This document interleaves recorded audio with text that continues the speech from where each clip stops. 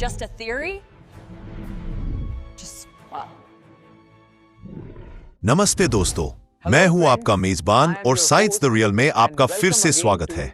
पिछले एपिसोड में हमने सवाल उठाया था, क्या विकास एवोल्यूशन सिर्फ एक थ्योरी है? आज मैं आपको यह दिखाने जा रहा हूं कि विकास कोई दूर की पुरानी कहानी नहीं है। यह कुछ ऐसा है जिसे आप हर दिन देखते हैं, अपने घर में, अपने बगीचे में और यहां तक कि अपनी प्लेट में भी।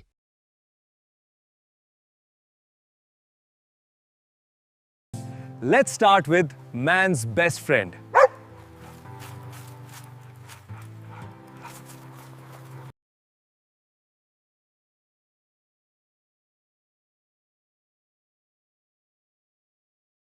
यह है भेड़िया, जंगली, शक्तिशाली और हमारे पालतू कुत्तों का पूर्वज। अब इन्हें देखिए, क्या आप विश्वास कर सकते हैं कि ये सभी जानवर अपने अलग अलग आकार, साइज और स्वभाव के साथ उसी भेड़िए के वंशज है?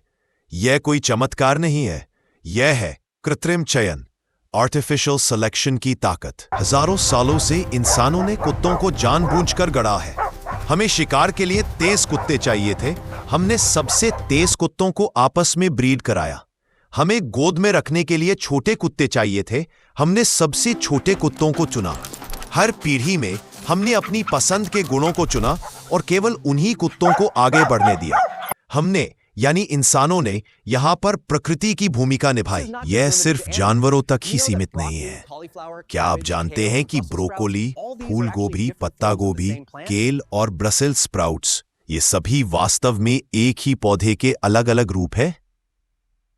यह है जंगली गोभी।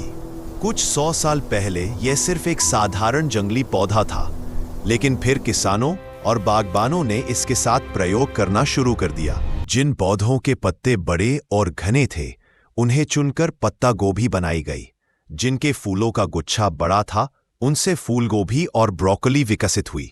जिनका तना मोटा और गूदेदार था, वे गांठ गोभी बने और छोटी छोटी कलियों को चुनकर ब्रसेल्स स्प्राउट्स बनाए गए। ये सब एक ही प्रजाति से। साइंस द रियल पर हम यही तो दिखाना चाहते हैं, विज्ञान कितना आश्चर्यजनक हो सकता है। ये कृत्रिम चयन की अविश्वसनीय शक्ति को दिखाता है, जो कुछ ही सदियों में एक प्रजाति को कितने अलग अलग रूपों में बदल सकता है। तो हम असल में कर क्या रहे हैं? रिचर्ड डॉकिंस इसे एक बेहतरीन तरीके से समझाते हैं। वे कहते हैं कि प्रजनक ब्रीडर्स मूर्तिकारों की तरह है, लेकिन वे मांस या पौधे को नहीं, बल्कि उस प्रजाति के जीन पूल को तराश रहे हैं। एक प्रजाति के सभी जीन उसके जीन पूल में होते हैं। जब हम चुनते हैं कि कौन से जानवर या पौधे प्रजनन करेंगे, तो हम असल में ये चुन रहे होते हैं कि कौन से जीन अगली पीढ़ी में जाएंगे। लंबे पैरों के जीन, छोटे आकार के जीन या बड़े फूलों के जीन। पीढ़ी दर पीढ़ी हम अनचाहे जीनों को जीन पूल से हटाते जाते हैं और पसंदीदा जीनों को बढ़ावा देते हैं।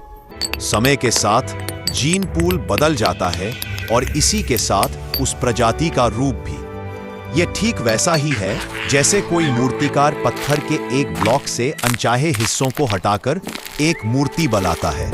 अब सबसे महत्वपूर्ण सवाल पर आते हैं। अगर हम इंसान अपने सीमित समय और ज्ञान के साथ कुछ 100 या 1000 सालों में इतना बड़ा बदलाव ला सकते हैं, तो कल्पना कीजिए कि प्रकृति, जिसके पास लाखों करोड़ों साल का समय है, वह क्या कर सकती है। यही डार्विन का महान विचार था। प्राकृतिक चयन, नेचुरल सिलेक्शन भी ठीक इसी तरह काम करता है। बस यहाँ चयन करने वाला कोई इंसान नहीं, बल्कि पर्यावरण खुद है। जो जीव अपने माहौल में जीवित रहने और प्रजनन करने में सबसे सफल होते हैं, वे अपने जीन अगली पीढ़ी को देते हैं। जो सफल नहीं हो पाते, वे खत्म हो जाते हैं। चीता और हिरण की दौड़ में सबसे तेज हिरण बचता है और अपने तेज दौड़ने वाले जीन आगे बढ़ाता है। ठंडे मौसम में सबसे घने बालों वाले जानवर जीवित रहते हैं और अपने घने बालों वाले जीन फैलाते हैं। कुत्ते और गोभी हमें यह दिखाते हैं कि चयन की प्रक्रिया कितनी शक्तिशाली और तेज हो सकती है। वे हमें प्राकृतिक चयन की विशाल शक्ति की एक झलक देते हैं, जिसने इस ग्रह पर जीवन के इस अद्भुत सबसे बड़े शो को जन्म दिया है। तो अगली बार जब आप अपने पालतू जानवर के साथ खेलें या बाजार में सब्जियां खरीदें, तो एक पल के लिए रुकें। आप सिर्फ एक कुत्ता या एक गोभी नहीं देख रहे हैं, आप विकास की एक जीती जागती कहानी देख रहे हैं, एक ऐसा सबूत जो हमारी आंखों के ठीक सामने है। अगले एपिसोड में हम साइंस द रियल पर इंसानों के आने से बहुत पहले के चयनकर्ताओं की दुनिया में चलेंगे। हम देखेंगे कि कैसे फूलों और कीड़ों ने लाखों सालों तक एक दूसरे को एक अविश्वसनीय नृत्य में आकार दिया है। यह एक ऐसी कहानी है जो धोखे, आकर्षण और सहविकास से भरी है। जरूर देखिएगा। देखने के लिए धन्यवाद। अगर आपको साइंस द रियल का यह एपिसोड पसंद आया तो लाइक, शेयर और सब्सक्राइब करना ना भूलें और कमेंट्स में हमें बताएं कि कृत्रिम चयन का आपका पसंदीदा उदाहरण कौन सा है। मिलते हैं अगले एपिसोड में।